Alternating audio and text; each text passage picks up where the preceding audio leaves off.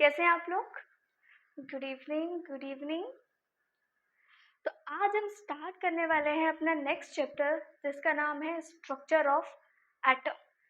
बहुत ही ज़्यादा important chapter है क्योंकि इसके अंदर हम फिजिक्स के टर्म्स भी पढ़ेंगे, ठीक है? तो कुछ फिजिक्स का सिलेबस है और कुछ केमिस्ट्री का सिलेबस है, इसलिए आपका जो जेई है उसके लिए चैप्टर बहुत ज़्यादा इम्पॉर्टेंट है, ठीक है? फिजिक्स का जितना भी सिलेबस है हम उसको लिमिटेड पार्ट में ही पढ़ेंगे क्योंकि जितना एलैबोरेशन है वो आप उसको फिजिक्स में ऑलरेडी पढ़ लेंगे, ठीक है? लेकिन हम उतना पढ़ेंगे जितना हमारा ज़रूरी है, ठीक है? तो देख लेते हैं हम स्ट्रक्चर ऑफ एटम के बारे में।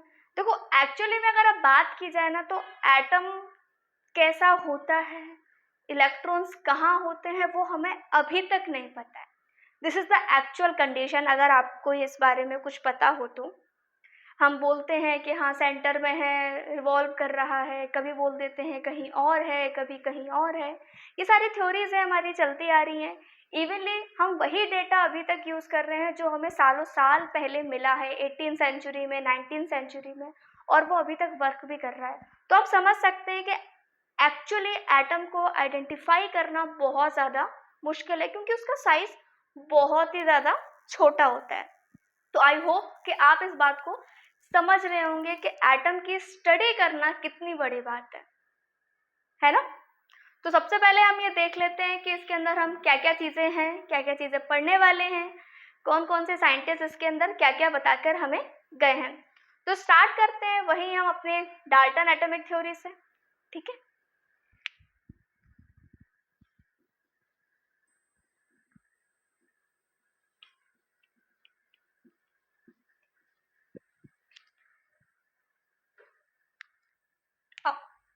तो जो फर्स्ट है वो क्या था हमारा डाल्टन एटॉमिक थ्योरी, और ये जो थ्योरी है वो दी गई थी 1808 में। सोच सकते हैं 18th सेंचुरी में ही डाल्टन ने बताना शुरू कर दिया था कि एटम किस तरीके से बिहेव करता है, ठीक है? वहाँ पर हमने फैराडे की बात करी है, गोल्डस्टीन की बात करी है, एनोड रेस के बारे में पढ़ा है, कैथोड रेस के बारे में पढ़ा है, कैनाल रेस के बारे में पढ़ा है। तो ये सारी चीज़ें हम पहले पढ़ चुके हैं, ठीक है? और वो एक कॉन्क्लूजन की तक पहुंचे थे कि जो हमारा एटम है उसके अंदर सब एटॉमिक पार्टिकल्स जो हैं वो प्रेजेंट है। जो एटम है उसके सब एटॉमिक पार्टिकल्स प्रेजेंट हैं, जैसे कि इलेक्ट्रॉन, प्रोटॉन और न्यूट्रॉन। इतनी बात हमें किसने बताई थी? डाल्टन ने अपने एटॉमिक थ्योरी के अंदर, ठीक है? जो सेकंड था हमारा वो थी डिस्कवरी ऑफ इलेक्ट्रॉन। और आप सब लोग अच्छे से जानते होंगे कि इलेक्ट्रॉन की डिस्कवरी किसने करी थी? J Thomson. किसने करी थी? जे थॉमसन ने इन 1897, मतलब कि अप्रोक्स 90 इयर्स बाद इलेक्ट्रॉन की खोज हो गई थी। किसने करी थी? जे थॉमसन ने। ऐसा नहीं था कि उससे पहले लोगों को इलेक्ट्रॉन के बारे में पता नहीं था, पता था, लेकिन एक्चुअली जो प्रूफ देता है हम उसी का नाम लेते हैं। तो जो हमारे थॉमसन सर थे उन्होंने क्या किया था? उन्होंने प्रूफ दिया था इलेक्ट्रॉन के बारे में, इसीलिए जो इलेक्ट्रॉन की डिस्कवरी है वो किसके नाम पर आ जाती है? जे थॉमसन ने। एक और बात बताई थी उन्होंने, E/m चार्ज रेशियो। ये जो इलेक्ट्रॉन बाई मास का चार्ज रेशियो है ये भी किसने बताया था? थॉमसन ने बताया था, और इसी से प्रूफ हुआ था इलेक्ट्रॉन की डिस्कवरी, ठीक है? जो थर्ड है वो है आपकी discovery of proton by Rutherford. मुझे पता है बहुत सारे लोगों के मन में सवाल आ रहा होगा कि अरे यहाँ पे रदरफोर्ड नहीं है, यहाँ पर तो कुछ और आना चाहिए था। पर अभी आप इस चैप्टर को पढ़ते जाइए, एट द एंड आपको समझ में आ जाएगा कि मैंने यहाँ पर रदरफोर्ड क्यों लिया है। तो प्रोटॉन की डिस्कवरी किसने बताई थी? रदरफोर्ड ने बताई थी। उन्होंने अपने एटॉमिक मॉडल्स दिए थे, ठीक है? नेक्स्ट है डिस्कवरी ऑफ न्यूट्रॉन बाय किसने दिया था? ये तो पता होगा, जेम्स चैडविक ने, जेम्स चैडविक in 1932। तो इतनी बात हम पहले से जानते हैं, ये जस्ट मैंने आपको ओवरव्यू दिया है ताकि आप दोबारा से इसको रिकॉल कर लें। अब एक्चुअली हम स्टार्ट करेंगे अपनी फर्स्ट थ्योरी। ये चैप्टर थोड़ा सा लंबा तो है ऑब्वियसली, बहुत सारी थ्योरीज इसमें हम पढ़ेंगे, तो आपको इस चैप्टर में रखना है पेशेंस, ठीक है। जितना पेशेंस के साथ आप इस चैप्टर को पढ़ेंगे उतना अच्छा समझ में आएगा। थ्योरीज है तो उनको हम थोड़ा सा कहानी के फॉर्म में भी समझेंगे ताकि आप उसको रिलेट कर पाए और समझ सके, ठीक है। ये ओवरव्यू था। अब हम स्टार्ट करेंगे अपना फर्स्ट थ्योरी जिसका नाम है थॉमसन एटॉमिक मॉडल। ओके, हम बात कर रहे हैं अपने फर्स्ट मॉडल की जिसका नाम है थॉमसन एटॉमिक मॉडल, और जो कि दिया गया था 1898 में। 1897 में इलेक्ट्रॉन की डिस्कवरी हुई थी, उसके जस्ट एक साल बाद ही थॉमसन ने अपना एटॉमिक मॉडल दे दिया था। इस मॉडल के बारे में आप लोग पहले से जानते हैं। इन्होंने क्या बताया था, जो एटम है वो स्फीयर के शेप का है। कैसा है, एक स्फीयर का शेप उसने ले रखा है, और जिसके अंदर जो पॉजिटिव चार्ज है वो पूरे में भरा हुआ है, ठीक है। और जितने भी इलेक्ट्रॉन्स हैं वो उसके अंदर एम्बेडेड हैं। कुछ ये वाली बात किसने बताई थी, थॉमसन ने, कि ये हमारा एक एटम है जिसके अंदर पॉजिटिवली चार्ज स्पेयर्ड है और जो इलेक्ट्रॉन्स हैं वो एम्बेडेड हैं।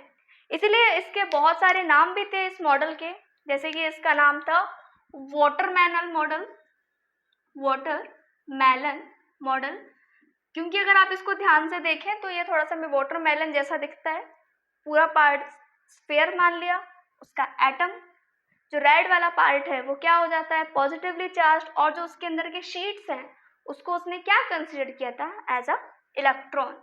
एक नाम उसका और है प्लम पुडिंग मॉडल, ठीक है। तो चलो जो बोला है उसको हम लिख और लेते हैं। इस चैप्टर के अंदर हमें एनसीईआरटी की लाइंस पे थोड़ा सा ध्यान रखना है, क्योंकि कई बार आपके स्टेटमेंट वाले क्वेश्चंस आते हैं और वो जो स्टेटमेंट है वो सही वही मानता है जो एनसीईआरटी में लिखे हुए हैं, ठीक है।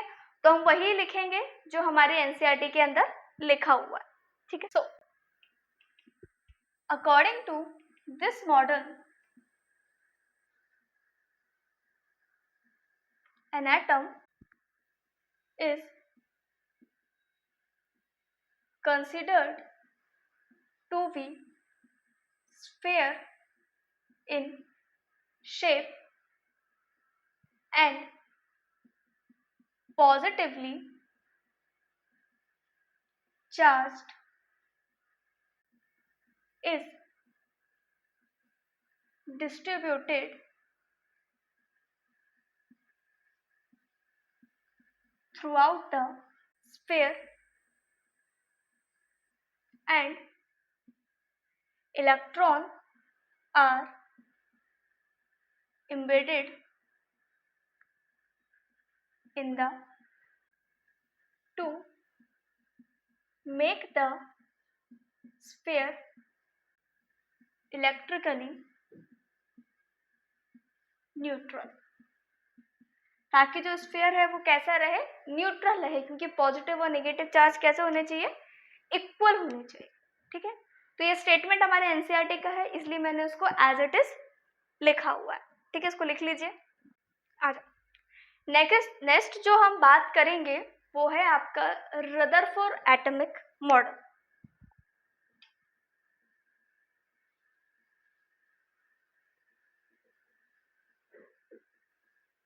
रदरफोर्ड एटॉमिक मॉडल जो कि आया था 1911 में। ये ईयर में जस्ट आपको एक आइडिया लगाने के लिए बता रही हूँ, ईयर पूछा नहीं जाता है, ये जस्ट आइडिया के लिए है कि कितने टाइम इंटरवल हमारे जो मॉडल्स हैं वो आए हैं, ठीक है। तो आप घबराना नहीं कि हमें यहाँ पर ईयर याद करना है, ये हिस्ट्री नहीं है, तो ईयर हम याद नहीं करेंगे, सिर्फ हमें ये क्या याद रखनी है, थ्योरी याद रखनी है। अब आप ये भी सोच रहे होगे कि हम पढ़ क्यों रहे हैं, तो देखो हमें एडवांस तक जाना है ना, तो हमें चीज़ें क्या करनी पड़ेंगी, शुरू से स्टार्ट करनी पड़ेंगी। इसलिए हम एटम को जो सबसे पहले दिया गया है वहाँ से ले जाकर फिर हम लास्ट तक लेकर जाएंगे। ठीक है, आओ बात करते हैं रदरफोर्ड एटॉमिक मॉडल की। तो जो हमारे रदरफोर्ड है ना, उनके अंदर एक बहुत अच्छी स्किल थी। जैसे आप लोग के अंदर बहुत अच्छी स्किल होगी, कोई डांस अच्छा करता होगा, कोई गाना अच्छा गाता होगा, उसी तरीके से जो रदरफोर्ड था उनकी बहुत अच्छी स्किल थी कि वो एक्सपेरिमेंट का सेटअप बहुत अच्छा लगा लेते थे। अब आप सोच रहे होगे कि रदरफोर्ड का एक्सपेरिमेंट तो इजी सा है, फॉयल लगाया, ये डिटेक्ट किया, लेकिन जब आप उन्होंने पहली बार उस चीज को सोचा होगा तो कितना मुश्किल होगा, है ना। आज के डेट में तो हम सोच रहे हैं कि हाँ बड़ा इजी है, लेकिन जब फर्स्ट टाइम कोई भी काम करते हैं तो वो डिफिकल्ट होता है। ठीक, तो इस काम में जो हमारे रदरफोर्ड थे वो बहुत ज़्यादा माहिर थे, इसलिए उन्होंने बहुत सारे एक्सपेरिमेंटल सेटअप्स लगाए हुए हैं, जिसमें कि अभी हम एक पढ़ेंगे रदरफोर्ड एटॉमिक मॉडल का। तो इनके एक स्टूडेंट थे जो इनके अंदर काम कर रहे थे, वो पीएचडी होल्डर थे। तो जब पीएचडी कोई करता है तो एक प्रोफेसर के अंडर काम करना होता है। तो एक ग्रिगर नाम का एक स्टूडेंट था जो कि क्या कर रहा था, पीएचडी कर रहा था रदरफोर्ड के अंडर में। ठीक है, तो अब जो भी काम रदरफोर्ड देंगे वो उनको करना होगा। ठीक है, तो उन्होंने क्या बोला, एक एक्सपेरिमेंटल सेटअप लगाते हैं, ग्रिगर से बोला एक्सपेरिमेंटल सेटअप लगाते हैं और सबसे पहले तुम लेकर आओ एक गोल्ड फॉइल। ठीक है, अब बात आ रही है गोल्ड फॉइल की, वो भी कैसी, थिन। उसने बोला एकदम, किसने बोला, रदरफोर्ड ने। रदरफोर्ड ने बोला कि एकदम थिन गोल्ड फॉइल आप लेकर आना, वो भी कैसी होनी चाहिए, 100 नैनोमीटर की। सोच लो, नैनोमीटर 10⁻⁹ हमने फर्स्ट चैप्टर में पढ़ा था। ठीक है, सोचो 100 नैनोमीटर। आप सबने काजू कतली खाई है ना, खाई होगी, उसके ऊपर सिल्वर फॉइल होती है, देखिए। भूख तो नहीं लगा है, देखो एग्जाम्पल देना है इसलिए समझा रही हूँ, पर बाकी वैसे अवॉइड करेंगे अपन खाने पीने की चीजों को। आ जाओ, तो अगर आप सिल्वर फॉइल को उठाने को देखो तो वो क्या होती है, टूट जाती है ना, और वो तो हमको दिख रही है। ये भाई साहब तो बात कर रहे हैं किसकी, 100 नैनोमीटर की। कितना, मतलब उसके लिए तो पहला टास्क यही हो गया कि 100 नैनोमीटर की गोल्ड फॉइल बनानी है। पर अब काम कर रहे थे उनके अंडर में तो काम करना पड़ा, भाई बना लाए। वो क्या बना लाए, गोल्ड फॉइल बना लाए। कैसी, 100 नैनोमीटर की। अच्छा, दूसरा सवाल आ रहा है कि गोल्ड फॉइल ही क्यों ली और दूसरा क्यों नहीं लिया। तो गोल्ड फॉइल जो होती है वो मैलिएबल प्रॉपर्टी को शो करती है, मैलिएबिलिटी को। अब आप सोच रहे हो कि मैलिएबिलिटी क्या होता है, तो वैसे तो आप जब थर्ड चैप्टर में आएंगे तो वहां पर ये सारी चीजें आप समझेंगे ही इनऑर्गेनिक में, जब आप पीरियडिक टेबल पढ़ेंगे। पर मैं भी बता देती हूँ, मैलिएबिलिटी का मतलब होता है कि वो थिन शीट में कन्वर्ट हो सकता है। ठीक है, आप उसको किसी भी शेप में कन्वर्ट कर सकते हैं। जैसे कि हम गोल्ड की ज्वेलरीज पढ़ते हैं, तो आप वो ज्वेलरीज पहनते हैं तो वो कैसी होती है, एकदम बारीक होती है ना। तो ये एक प्रॉपर्टी होती है मैलिएबिलिटी और डक्टिलिटी। इसके कारण जो गोल्ड है वो सबसे ज्यादा मैलिएबल और डक्टाइल होता है, इसीलिए उसने किसका यूज किया, गोल्ड फॉइल का यूज किया।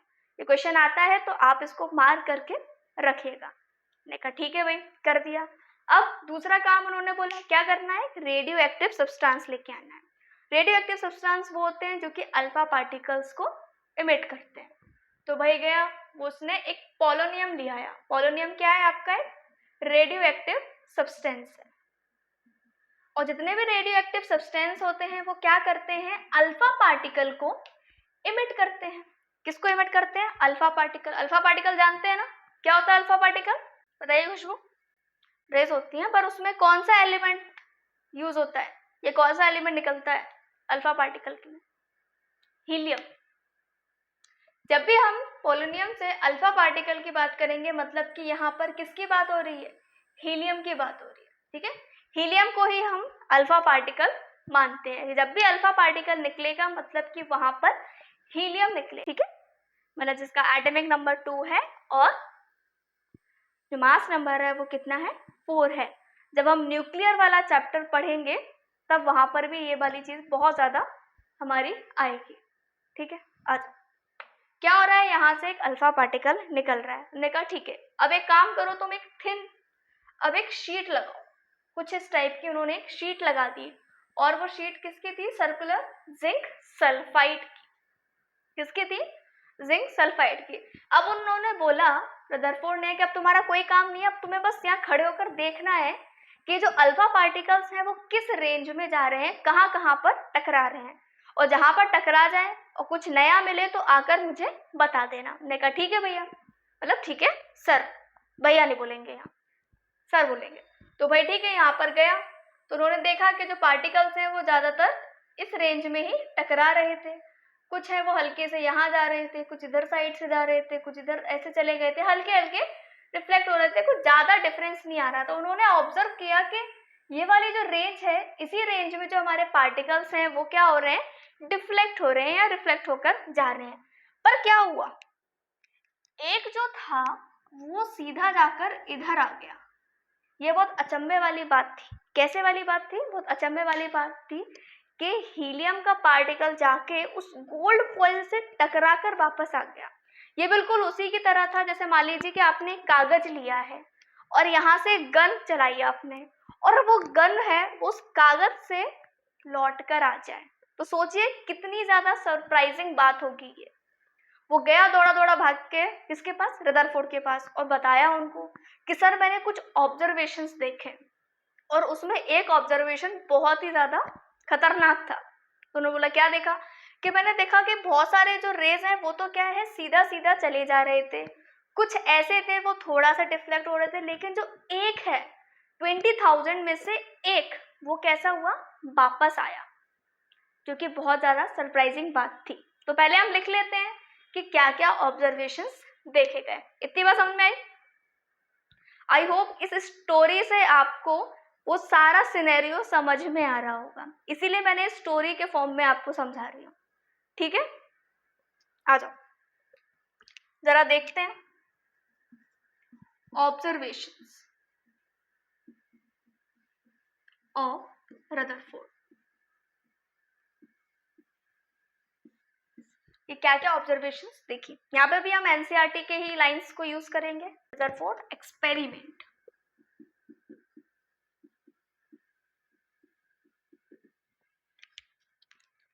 First point is that most of the alpha particles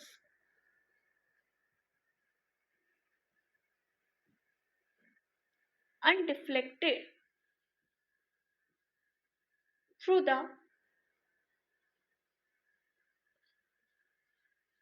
gold foil, कि बहुत सारे जो अल्फा पार्टिकल्स थे वो क्या हुए, डिफ्लेक्ट हुए ही नहीं। Second point, small fraction of alpha particle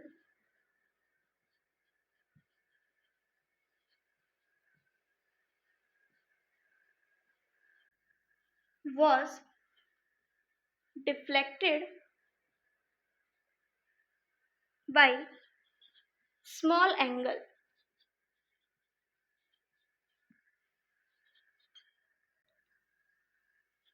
One out of 20,000 alpha particles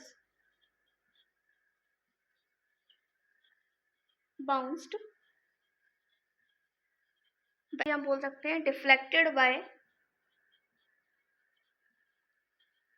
180 degree. ठीक है, तो ये कुछ ऑब्जर्वेशंस थे रदरफोर्ड के एक्सपेरिमेंट्स। अभी सिर्फ ऑब्जर्वेशंस की बात की गई है कि क्या क्या उन्होंने देखा। ठीक है, अभी हम कंक्लूजन पे नहीं पहुंचे हैं, अभी सिर्फ ऑब्जर्वेशन की बात हुई है। अब बात करते हैं जरा कंक्लूजन की।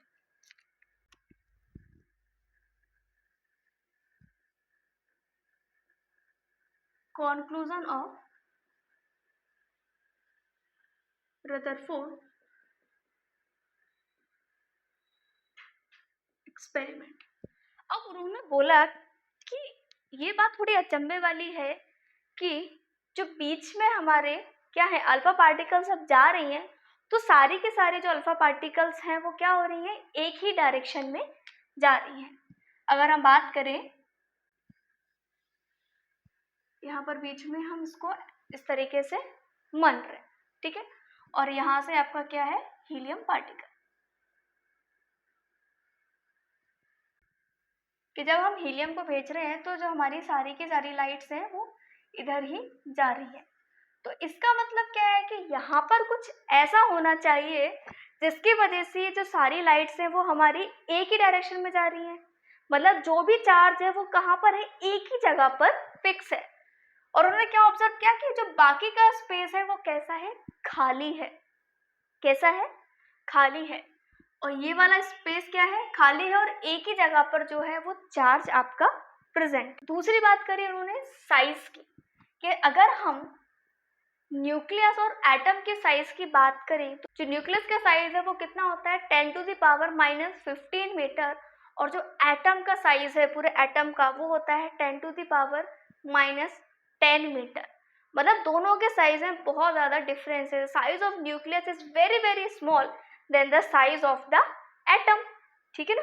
ये मैंने फिर भी यहाँ पर इतना बड़ा बना दिया है, बहुत ही छोटा होता है, इतना छोटा कि हम आसानी से देख नहीं सकते, पर अभी हमें समझना है इसलिए मैंने साइज थोड़ा बड़ा बनाया है।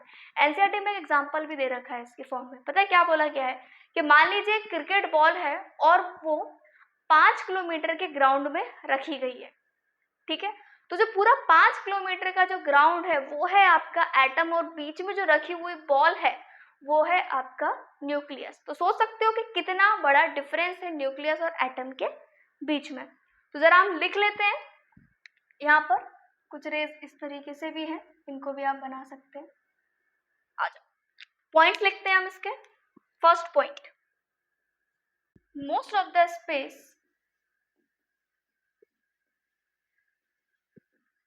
in an atom is empty, as most of the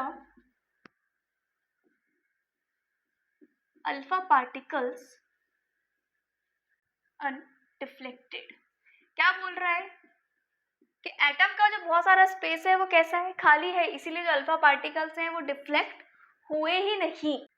very few alpha particles are bounced back।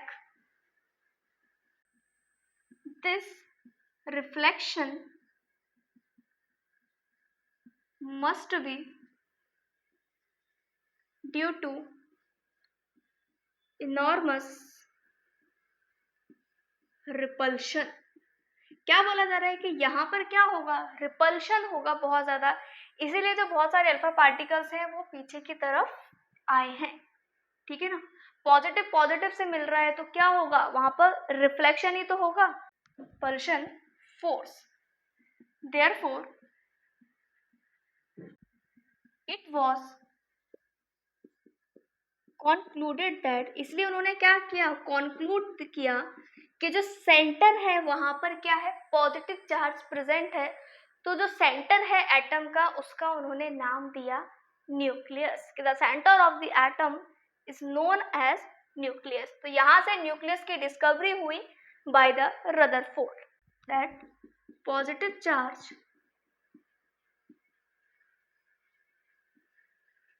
Has to be concentrate in a very small region that repelled and deflect the alpha particles। Third point बताया, जो calculation की थी उन्होंने according to radius, या ऐसा बोले कि उसकी size. So the calculation of Rutherford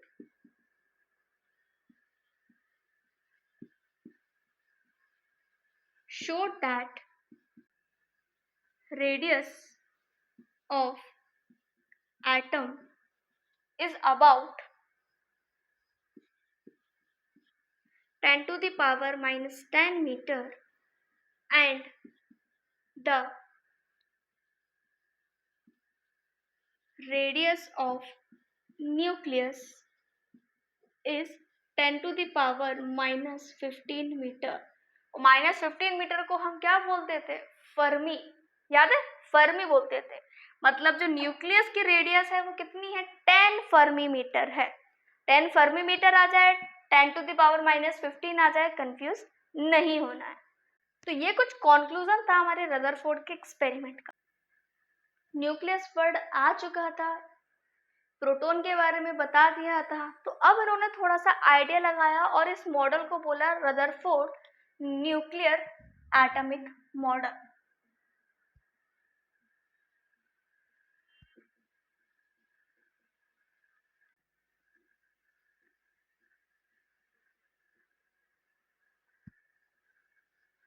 और वॉल्यूम के रिस्पेक्ट में बात बताई कि जो सेंटर है वहां पर वॉल्यूम जो है वो पॉजिटिव का ज्यादा है, जिससे उसका नाम दिया न्यूक्लियस। और क्या बताया उन्होंने, उस टाइम पे उनको ये पता चल गया था कि जो सन है वो अर्थ के अराउंड चक्कर लगा रही है, रिवॉल्व कर रही है। तो उसी थ्योरी का उन्होंने यूज करके इलेक्ट्रॉन का बता दिया कि जो इलेक्ट्रॉन है, सब पूछेंगे भाई कि इलेक्ट्रॉन कहाँ गया, भाई आपने बता दिया कि न्यूक्लियस में प्रोटॉन और न्यूट्रॉन तो प्रेजेंट है, पर इलेक्ट्रॉन कहाँ गया। तो उन्होंने बोला कि इलेक्ट्रॉन जो है वो वहां पर उनके सर्कुलर ऑर्बिट में घूम रही है। ये बात उन्होंने किसमें बोली, अपने न्यूक्लियर एटॉमिक मॉडल के अंदर। अब उन्होंने बोला कि किस फोर्स पे काम कर रही है वो, तब उन्हें एक और बात पता थी। क्या बात पता थी, कि जो अर्थ है आपकी, वो ग्रेविटेशनल फोर्स पर काम करती है। तो उन्होंने बोला कि ये तो ग्रेविटेशनल फोर्स पर काम कर रही है, मतलब कि फोर्स ऑफ अट्रैक्शन जैसा कुछ लग रहा है, लेकिन ये क्या है, इलेक्ट्रॉन्स है, इलेक्ट्रॉन्स और प्रोटॉन्स की बात है। तो उन्होंने क्या बोल दिया, उन्होंने बोल दिया कि इलेक्ट्रोस्टैटिक फोर्स ऑफ अट्रैक्शन पर काम कर रही है। ठीक है, सारी थ्योरीज का ये यूज करते गए।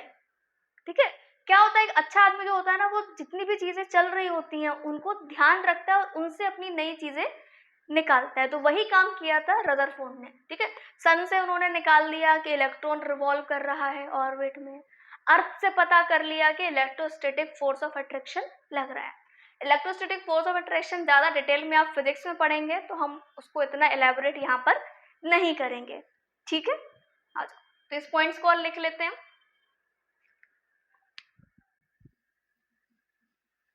All the proton and neutron are present in the center of an atom in a very small volume called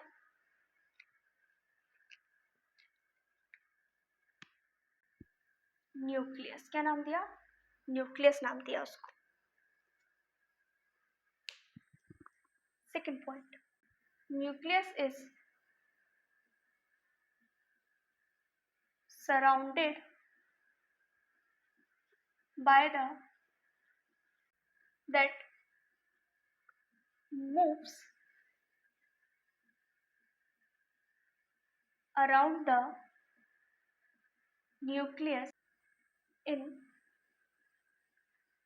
circular path called orbits। क्या नाम दिया उस सर्कुलर पाथ का, उसका नाम दिया उन्होंने orbits.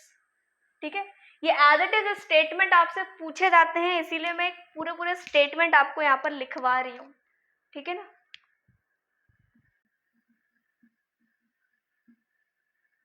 Electrons and nucleus are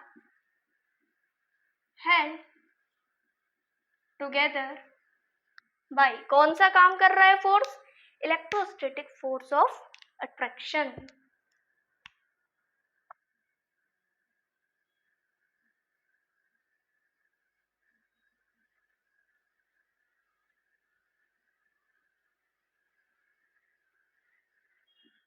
तो यहां तक बात समझ में आई, रदरफोर्ड का मॉडल समझ में आया, क्या ऑब्जर्वेशंस थे, क्या उनकी कैलकुलेशन थी, और क्या फाइनली उन्होंने न्यूक्लियर एटॉमिक मॉडल के बारे में बताया। ये सारा विद एक्सपेरिमेंटल सेटअप। यहाँ तक कोई कंफ्यूजन है तो बताइए। ठीक है, तो इसको नोट डाउन कर लीजिए, फिर इसके आगे की बात करते हैं। अब हम बात करेंगे कि अच्छा ठीक है, इतनी तो हमें बात समझ में आ गई कि जो हीलियम पार्टिकल्स हैं वो आ रहे हैं, इस एटम पर टकरा रहे हैं, और कुछ जो है वो वापस चले जा रहे हैं। अब हम बात करेंगे distance of the closest approach, कि मतलब जो पार्टिकल वापस गया है वो किस डायरेक्शन, कहाँ तक पहुंचा होगा और उसके बाद वो वापस आया है। तो उसके जो बीच का डिफरेंस है उसको ही हम बोलते हैं डिस्टेंस ऑफ क्लोजेस्ट अप्रोच। तो उसको निकालने का एक फॉर्मूला बताया गया था, जिसमें कि हम इलेक्ट्रोस्टैटिक जो फोर्स है उसका फॉर्मूला यूज करेंगे, कुछ पोटेंशियल एनर्जी की बात करेंगे और कुछ काइनेटिक एनर्जी की यहाँ पर बात करते हैं। तो कुछ फॉर्मूले को हम यहाँ पर लिख लेते हैं, ठीक है। टॉपिक का नाम क्या है आपका, डिस्टेंस ऑफ क्लोजेस्ट अप्रोच।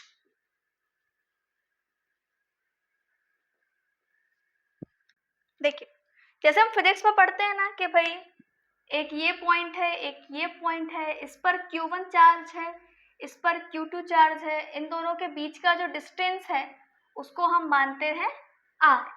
तो जब भी हम इलेक्ट्रोस्टैटिक फोर्स की बात करते हैं तो वहां पर हम कुछ यही फॉर्मूला लिखते थे, Q1 Q2 अपॉन R का स्क्वायर, यही लिखते हैं ना। प्रोपोर्शनल में था, अगर इस प्रोपोर्शनल को मैं हटाऊंगी तो यहाँ पर क्या आ जाएगा, के आपका क्या रहेगा, कांस्टेंट रहेगा, ठीक है।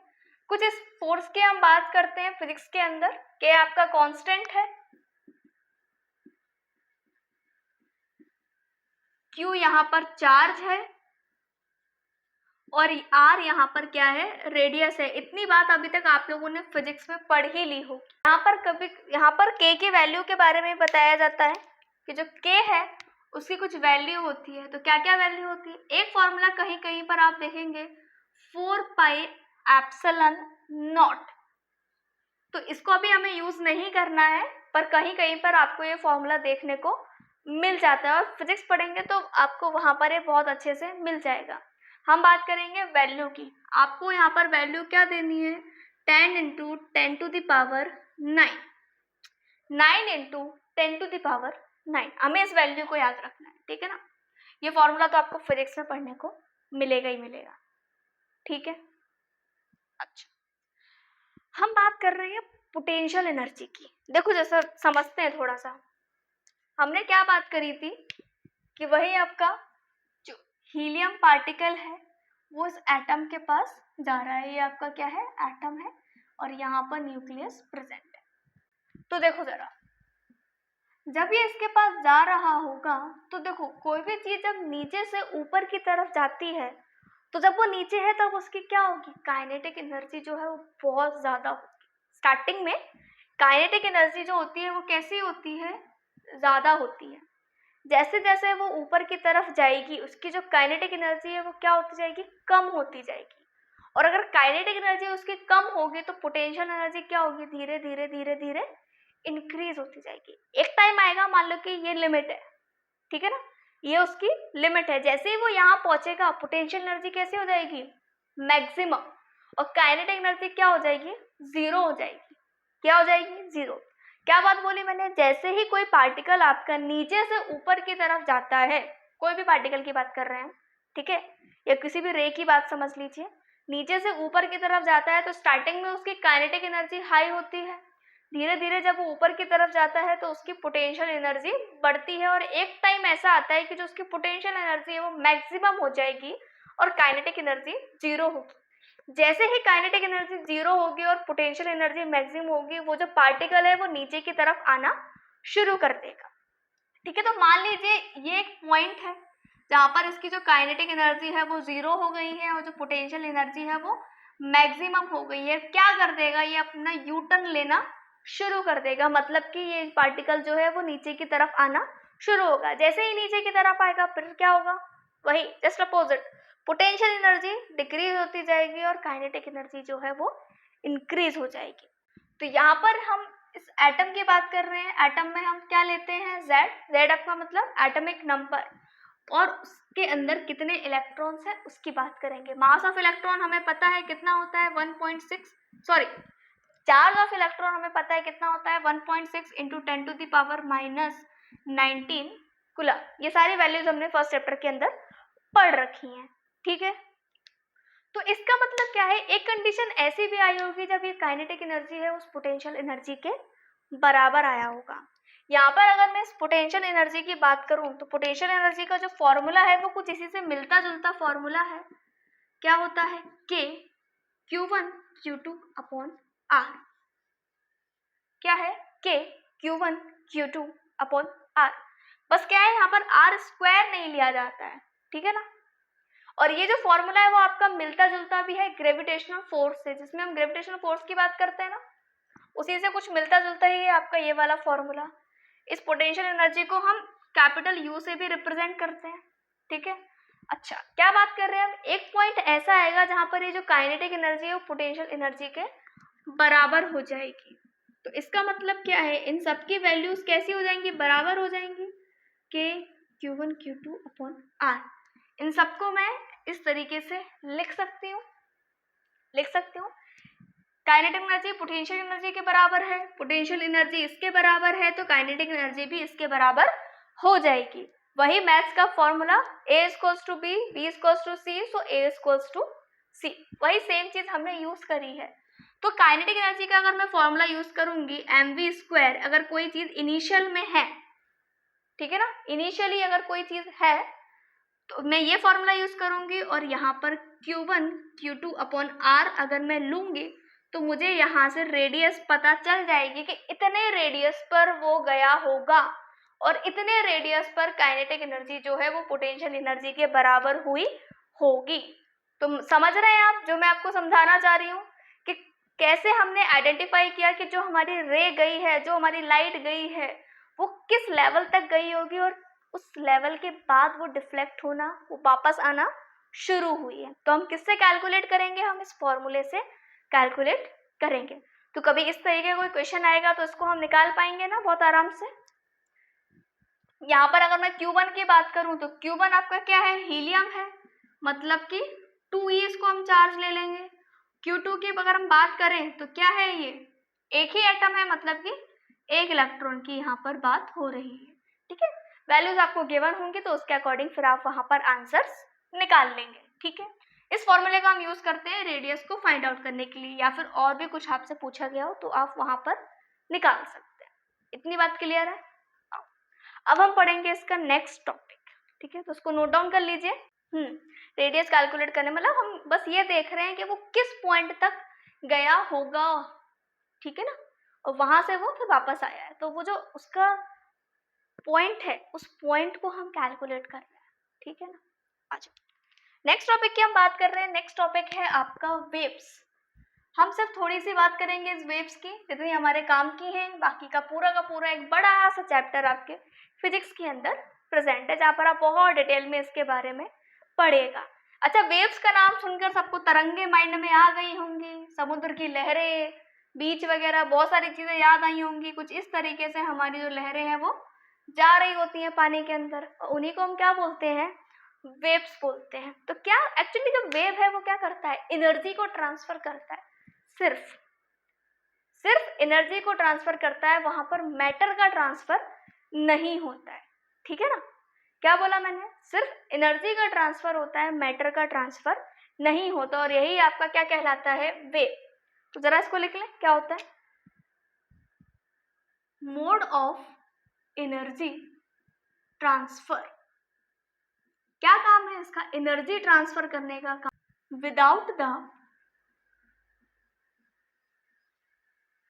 Net transfer of matter. जैसे हम सन की बात कर लेते हैं, सन से हमें एनर्जी मिलती है। कुछ और मैटर वेटर मिलता है? कुछ भारी भरकम कुछ दे देता हो वो नहीं, सिर्फ क्या मिलती है? एनर्जी मिलती है। तो ये क्या है? एक वेव के फॉर्म में हमारे पास आ रही है, ठीक है।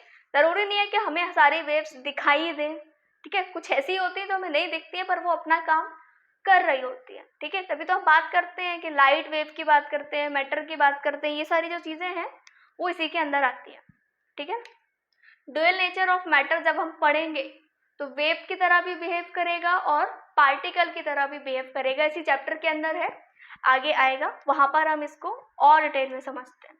तो अगर नॉर्मली मैं बात करूं तो आपने देखा होगा कि जो वेव्स है वो दो टाइप्स की होती हैं। एक होता है लॉन्गिट्यूडनल, दूसरा होता है ट्रांसवर्स।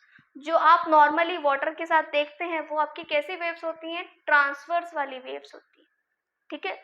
और अगर लॉन्गिट्यूडनल वेव की अगर हम बात करें, जैसे कि साउंड में भी क्या होता है, सिर्फ एनर्जी का ही ट्रांसफर हो रहा होता है, ठीक है।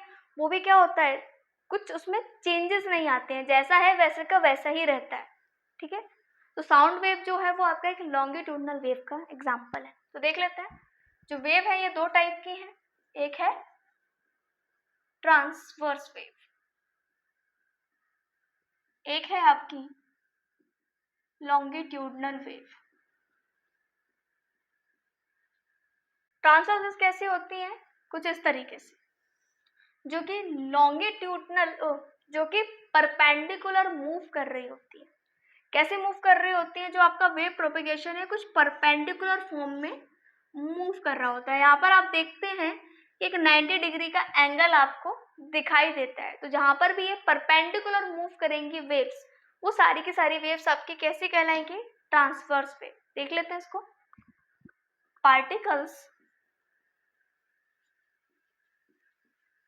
Particle moves perpendicular to the wave propagation.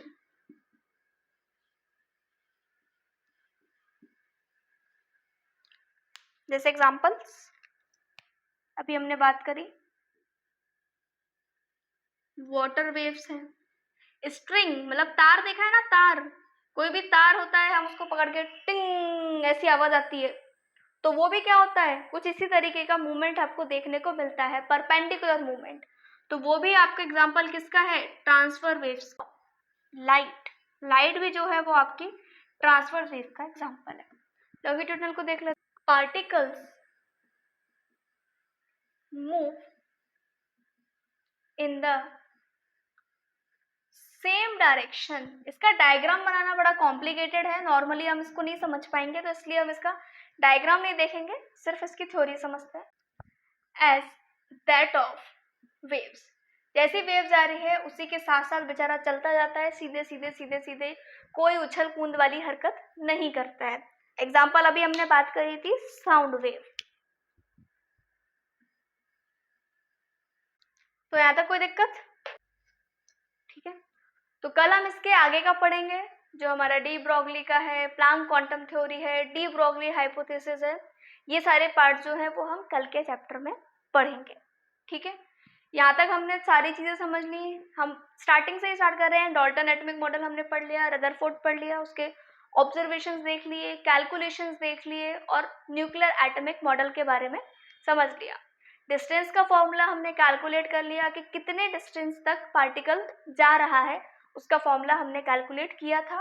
और वेव्स के बारे में एक नॉर्मल इंफॉर्मेशन हमें पता है कि वेव ट्रांसफर करती है एनर्जी का, ना कि मैटर का, ठीक है। और दो टाइप्स की होती है। इतनी बात हम इस चैप्टर में करते हैं।